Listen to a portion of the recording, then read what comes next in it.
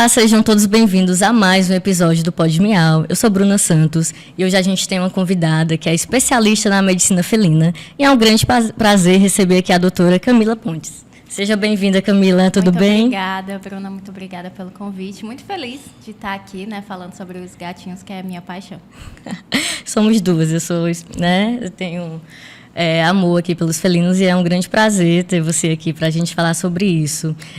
Eu gostaria de saber se você tem um animal de estimação, um pet, e também como começou a tua história na medicina e essa paixão por gatos, né? Como foi? Pronto, tenho sim uma gatinha, né, a Pipa. Ela já tem seus 8 anos de idade e é minha paixão. Não foi minha primeira gatinha, eu tive uma outra gatinha que eu adotei, mais velha, e foi um dos pontapés inicial realmente para eu ir para a medicina felina, porque eu passei pelo drama de muitos tutores, de às vezes não ter assistência, né, tão direcionada para os seus gatos. Sim. Então foi durante a faculdade, né, eu me formei em 2019, mas já nos estágios da faculdade eu já sentia que o atendimento de gato não poderia ser da forma como eu acompanhava, que era um atendimento muito estressante, muitas vezes o veterinário se sentia perdido ali, sem entender exatamente da espécie, saber conduzir, né, algum caso clínico. Então, eu sentia isso, né, ao meu redor e fui atrás de conhecimento. Foi quando eu descobri que existia a medicina felina,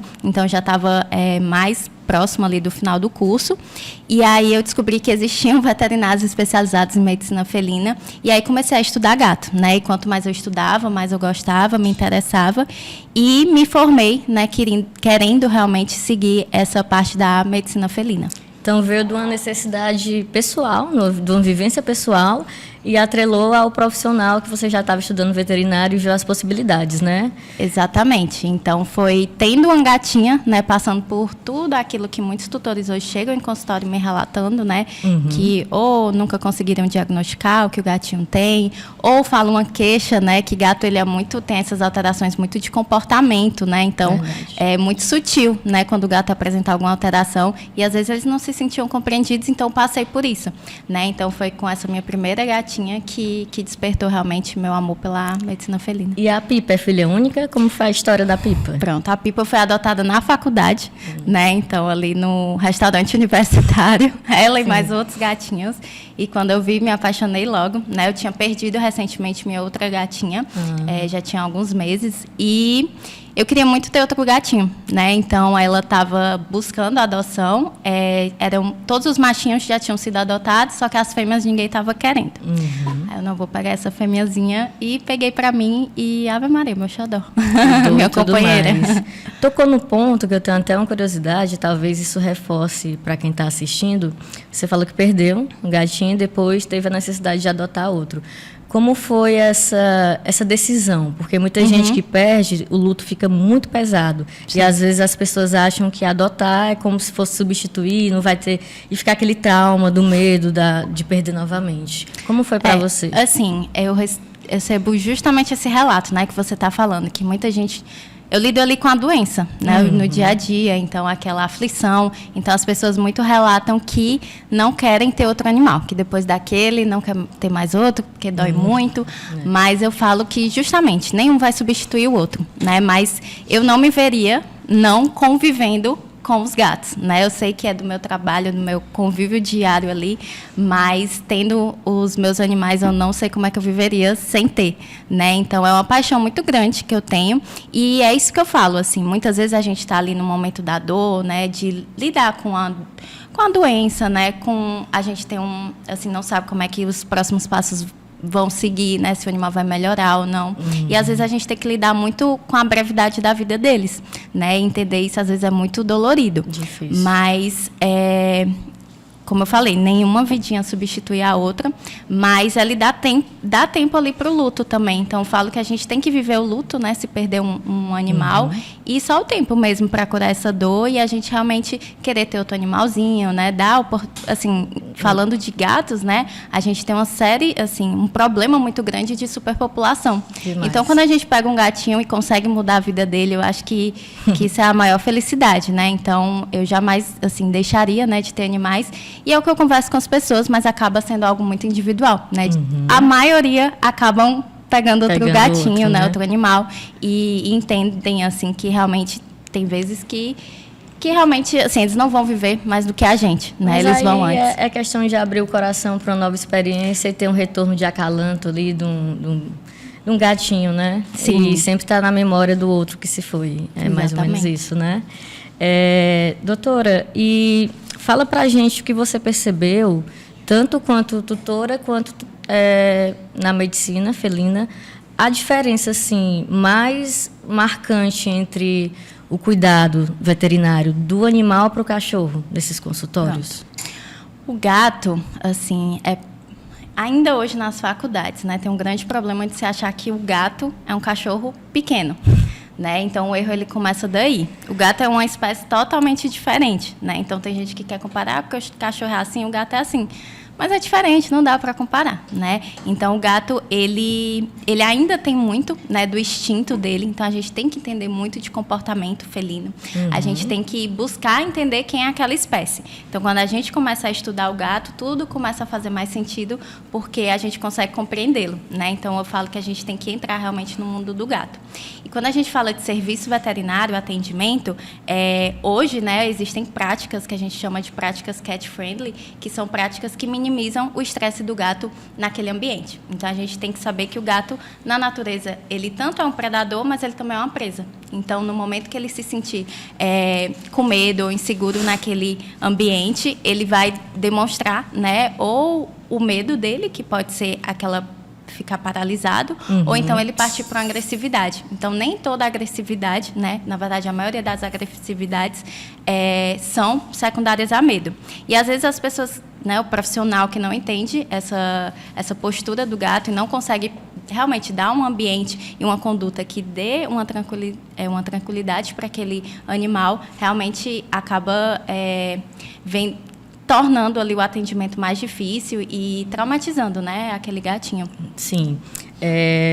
A gente tem aqui no mercado, nessa parte veterinária, você veio com a inovação numa clínica, né, só para gatos. Eu, particularmente, tive o prazer de conhecer, levei meu gatinho lá no momento de muita aflição, fui super bem recebida. Estava num momento difícil, que eu já levei ele num quadro de pancreatite, já estava atacando os rins e tudo. E acho que a doutora até se espantou, porque você fica muito frágil, né? Eu sou muito apegada aos meus e chorava no consultório. Acho que os outros achavam já, o gato dela vai embora, que ela saiu chorando da sala. Não, ele simplesmente só ia ficar tomando soro, internado. Mas, assim, eu vi um diferencial na clínica que eu nunca tinha visto, né, antes. Por quê? Porque é uma clínica direcionada para o cuidado felino. Então, lá o ambiente é gatificado, lá o manejo das profissionais de pegar o gatinho, de cuidar do gatinho, fazendo um carinhozinho quando ele está tirando sangue. Tudo isso realmente me impressionou como tutora e me impressiona aqui nesse meio do bem-estar animal. E eu quero saber, doutora, como foi trazer essas técnicas, né, quando foi para construir a clínica? Foi tudo pensado? Como foi a construção? A clínica, assim, fico muito feliz com o seu relato, assim, meu coração enche de felicidade, porque esse é o objetivo, né, final, assim, de todo o meu trabalho, né, a gente estuda muito, a gente se prepara muito para dar esse serviço, né, e saber que você se sentiu dessa forma me deixa muito feliz. Senti, sim, indico para todo mundo. Ai, que bom.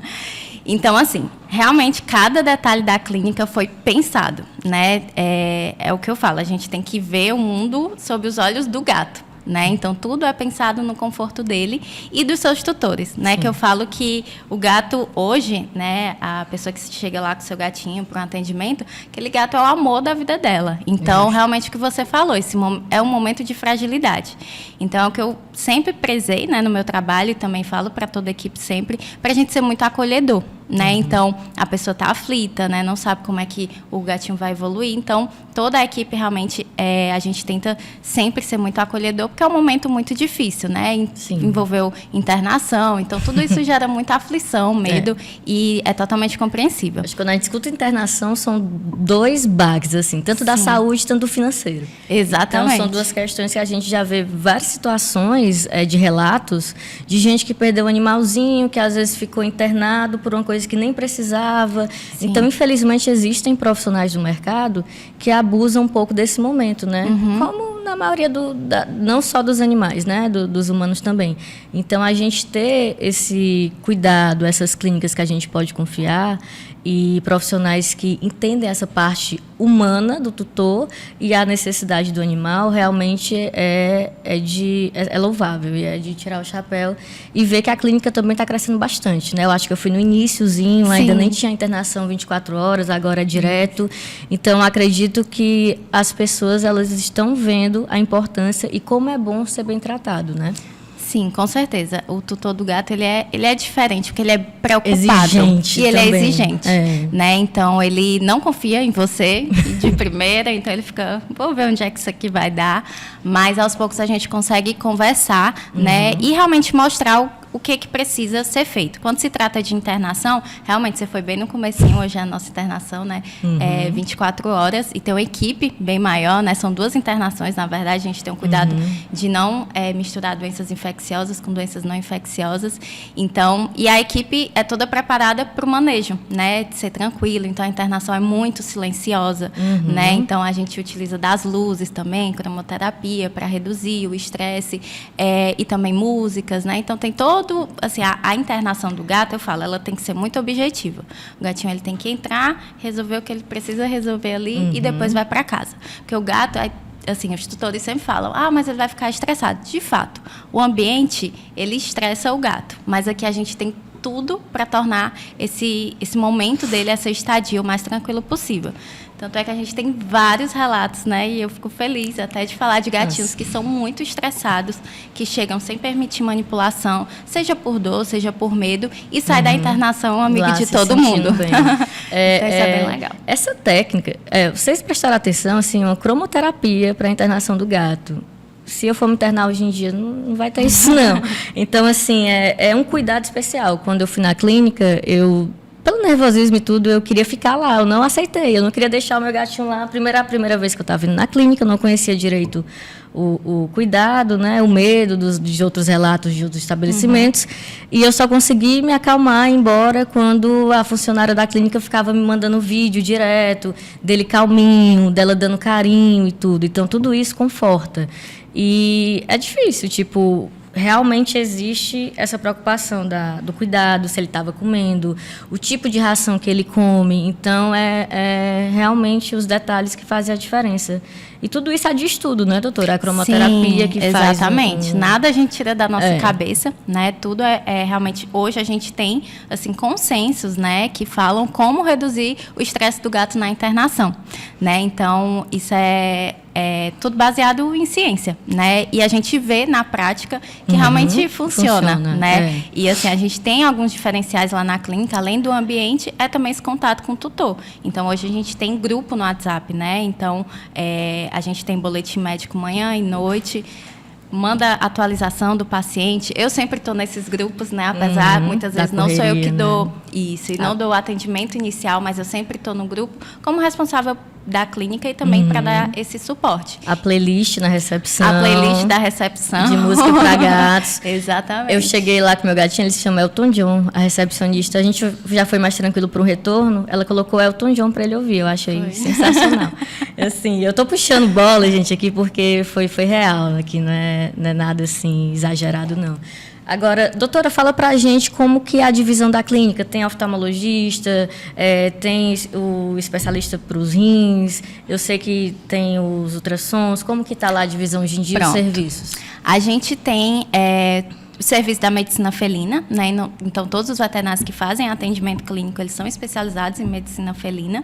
Então, o tutor que chegar lá vai ter realmente acesso a esse serviço, né? De um veterinário ali especializado. E tem as outras especializações que a gente trabalha muito bem em conjunto, que tem nefrologia, tem odontologia, tem oftalmologia, ortopedia, neurologia, cardiologia. Então, a gente agrega muito bem todas essas outras especialidades. Não é só um clínico que faz tudo. Não é só um clínico que faz tudo, porque, assim, eu acredito muito que o paciente só tem a ganhar, né? Quando a gente envolve o conhecimento mútuo ali de outros profissionais, né? Então, a cirurgia, né? Quem faz é um cirurgião, a anestesia é feito por um anestesista. Parece óbvio falar isso, né? Mas, infelizmente, ainda não é realidade em todos os cantos. Às vezes é um profissional que faz tudo, né? Às vezes é um profissional que faz tudo. Entendi. E, assim, isso, felizmente, vem caindo muito, né, na medicina felina. Então, hoje, a gente tem essas especialidades e que bom, né, que a gente tem, porque os animais ganham muito com isso.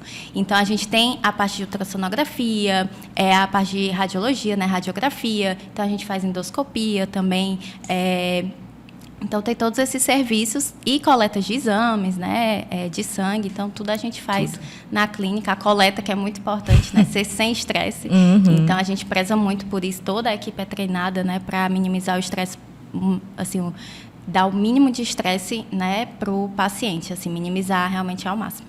Doutora, está existindo uma demanda maior à procura de serviços especializados em felinos. Saiu até uma pesquisa do IBGE, acho que foi ano passado, que em Fortaleza mesmo os gatos eles têm maior número em casas do que cachorros. Então, acho que uma hora eles vão dominar mesmo, assim. Eles estão ganhando, né, a graça das pessoas, não é mais como antes.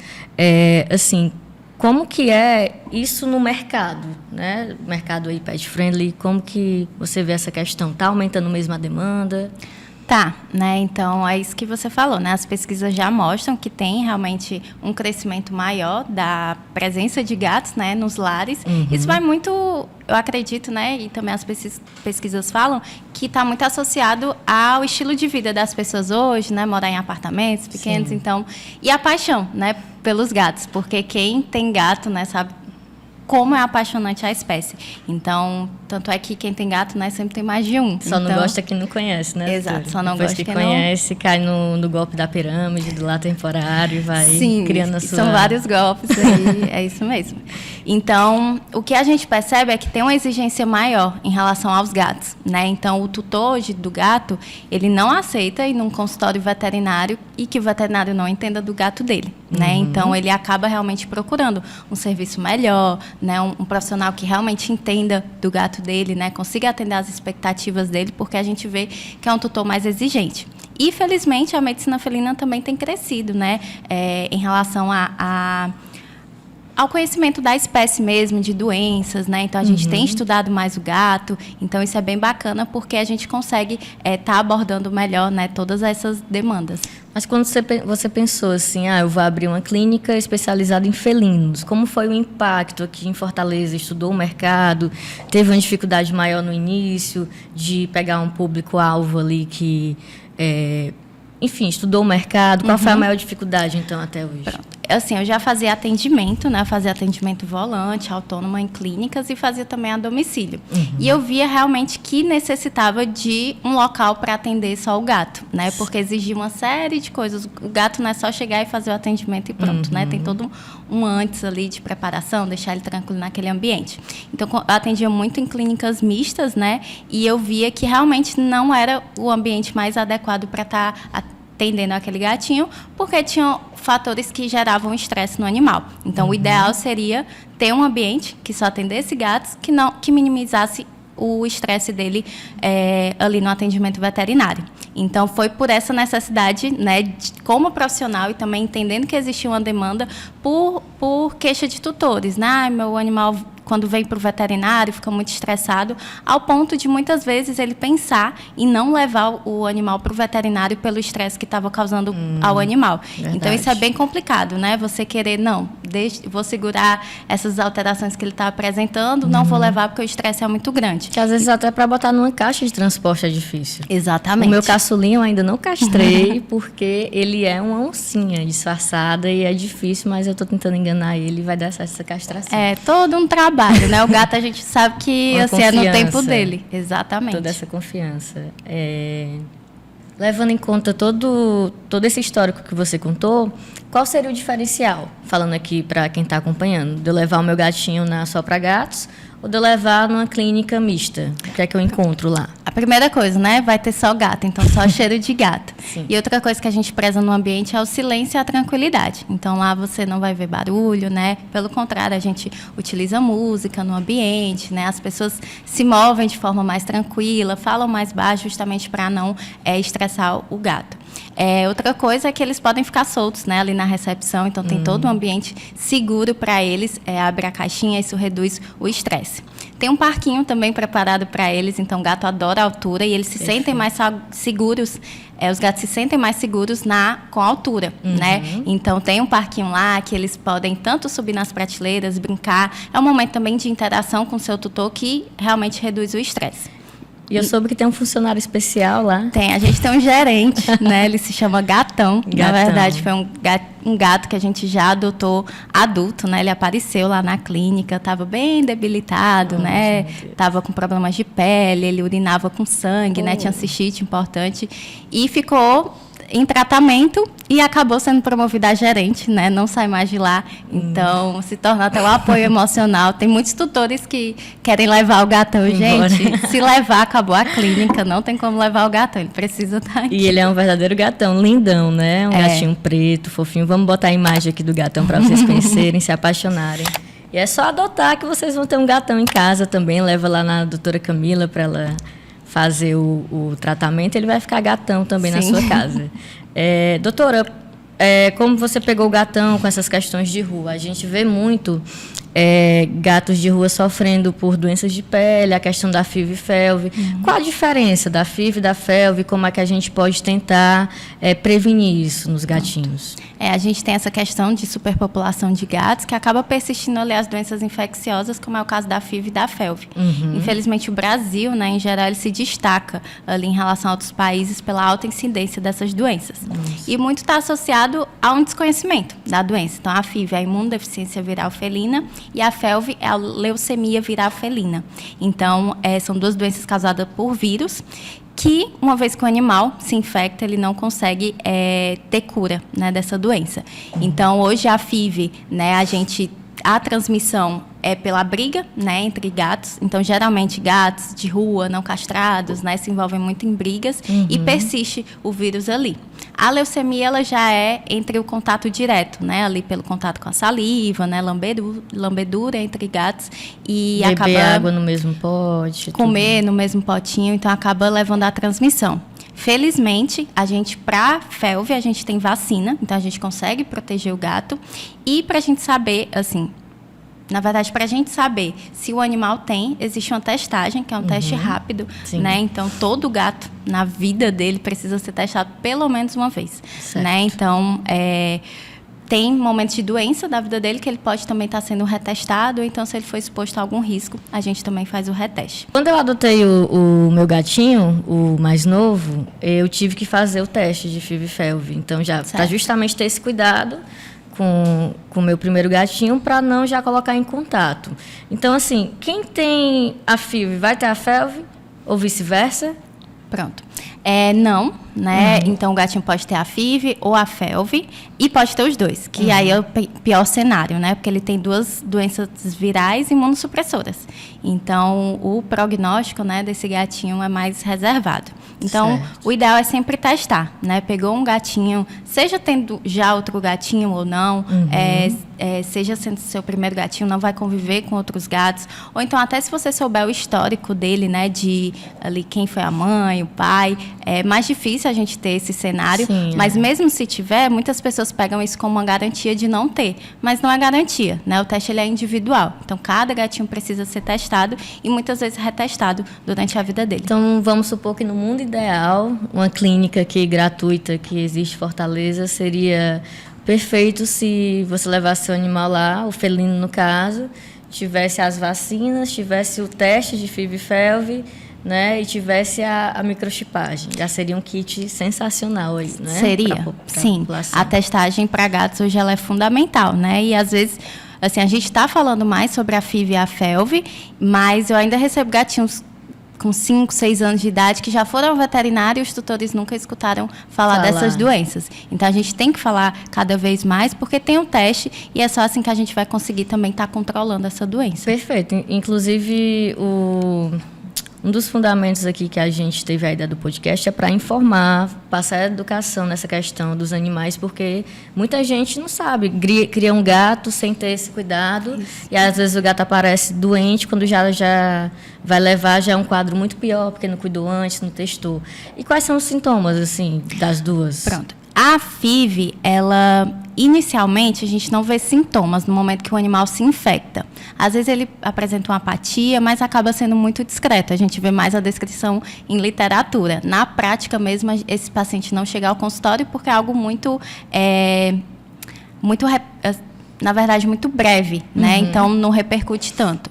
O que a gente vai ver da FIV é ao longo da vida dele. Então, é um vírus que persiste no animal por muito tempo, né? Então, o gatinho com FIV, ele vai até a fase idosa da vida dele e durante a vida adulta, né, que a gente vai vendo alguns problemas que podem estar correlacionados com o vírus, né? Então, a gente vê problemas orais, né? Então, as gengivites, estomatites importantes. Até no meu trabalho de mestrado foi com gatinhos FIV positivos. E o que a gente viu, né, e que já tinha algumas literaturas falando, é uma predisposição à doença renal. O gato, em geral, ele já tem uma predisposição à doença renal. Os gatinhos FIV positivos, eles tinham a doença renal ali aparecendo mais cedo.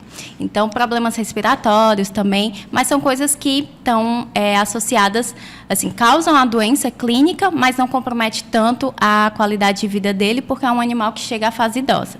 Aí, na fase idosa, que a gente vê as síndromes clínicas, né, que é uma piora ali do quadro. Então, esses gatinhos pioram da parte renal deles, tumores podem acontecer. Já a felve, ela é muito mais agressiva, né? Então, a gente vê gatinhos mais jovens tendo problemas, né, associados a ela, porque ela causa anemias muito importantes, linfomas, né? Então, realmente, ela é mais agressiva e tende a encurtar mais ali a sobrevida do animal. Quanto tempo sobrevive um gatinho saudável e qual o índice maior de morte de felinos? Assim, por qual doença? Pronto. A doença renal crônica, né, é a que a gente sempre tem que falar, porque a doença renal, o gato, ele já tem predisposição, como eu falei, porque ele tem menos células funcionais nos rins em relação a nós humanos, aos cães. Então, uma lesão renal para eles é muita coisa, né? E ele é um animal de origem desértica, então não é natural dele procurar água, né, para beber. Então, a gente tem que fornecer o alimento úmido e muitas vezes as pessoas ficam mais na alimentação seca, e esse animal tende a ter desidratações, que isso também vai afetando os rinzinhos dele ao longo da vida. Então, a dica seria a gente sempre estar oferecendo água, mais de um potinho de água em casa. E eu posso dar todo dia sachê para o meu gatinho? Pode sim. Certo. Então, todos os dias, né, o alimento ideal do gato seria o sachê. Né? Então, o gato, ele bebe água, a gente fala grosso modo, né, que ele come a água. Então, na natureza, ele caça pequenas presas, tem 60% a 70% de água, e é dessa forma que eles vão adquirir a hidratação deles. Então, quando a gente dá só a ração, é um alimento muito seco, não tem umidade, né? Então, a gente tem que estar fornecendo também ali o sachêzinho, que seria o ideal para ele estar se hidratando. E principalmente esses gatinhos de rua, né, que não têm esse cuidado, e geralmente as protetoras, as pessoas que dão alimento, por exemplo, eu alimento alguns da rua, mas eu não consigo pagar a mesma ração que eu pago para os meus de casa. Sim. Então, acaba sendo só um alimento seco, que é ali para ele sobreviver. Não tem nutriente, não tem nada, ali é só um paliativo mesmo para ele não sofrer mais do que já está sofrendo. Exatamente. Né? Exatamente. E qual a diferença do tempo de vida para um gatinho de rua e um gatinho de casa? Então, os gatinhos de rua, a rua maltrata muito, né? Então, a gente até, às vezes, vê o pessoal adotando gatinhos adultos, né? E me perguntando qual a idade dele. Gente, não sei, né? Não tem como a gente saber,